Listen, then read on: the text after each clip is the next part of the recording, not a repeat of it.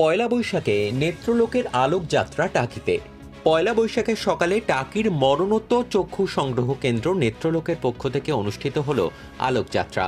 অন্ধত্ব দূরীকরণের বার্তা নিয়ে এই সাইকেল যাত্রায় অংশগ্রহণ করেন শতাধিক সাইকেল আরোহী। মরণোত্তর চক্ষু সংগ্রহ কেন্দ্র টাকির নেত্রলোকের পক্ষ থেকে চক্ষুদান সম্পর্কিত আবেদন নিয়ে এক সাইকেল যাত্রার আয়োজন করা হয় পয়লা বৈশাখের সকালে। টাকি থুবা ব্যায়াম সমিতি থেকে শুরু হয়ে কলেজ মোড়, গাছারাটি, বাগুন্ডি, শাকচূড়া হয়ে পদযাত্রা শেষ হয় থুবার মোড়ে।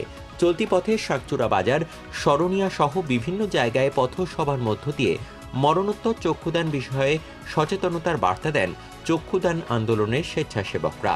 ভারতীয় জনসংখ্যা এবং অন্ধত্বের নিরিখে চক্ষুদানের হার উল্লেখ করে প্রিয়জনের মৃত্যুর পরে কর্নিয়া দানের মাধ্যমে আরও দুজন অন্ধ মানুষের অন্ধত্ব দূরীকরণের ডাক দেন নেত্রলোকের স্বেচ্ছাসেবকরা।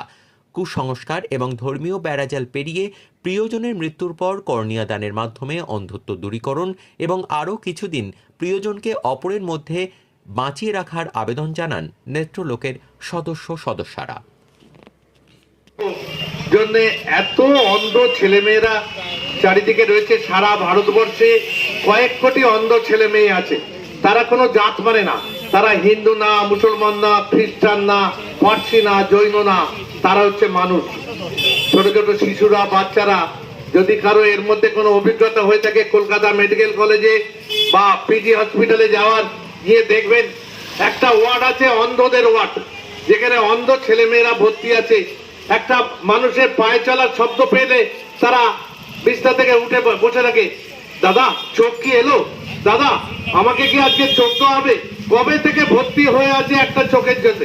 আসুন না সেই অন্ধ শিশুদের আবেদনের সাড়া দিয়ে আমরা যারা মানুষ, আমরা তারা এগিয়ে আসি, প্রতিজ্ঞা করি। আর একজোড়া চোখও আমরা কবরের নিচে বা শ্মশানে পুড়িয়ে ফেলবো না। আমরা এই মাইকের শব্দ যতদূর পৌঁছচ্ছে সেই সমস্ত মানুষকে এই নববর্ষের প্রভাতে প্রণাম এবং সালাম জানাই।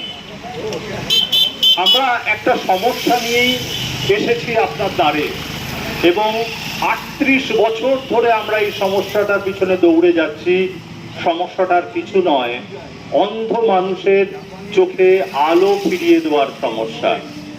আপনি শুনলে অবাক হবেন যে শুধু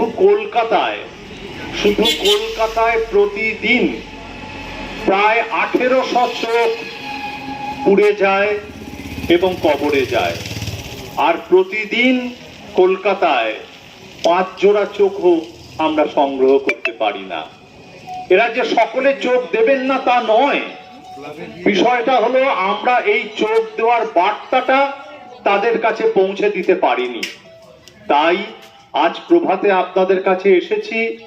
অন্ধের কোনো হিন্দুত্ব হয় না, অন্ধ মানুষের কোনো মুসলিম রিলিজিয়াস বিষয় থাকতে পারে না, ধর্মের বিষয় থাকতে পারে না।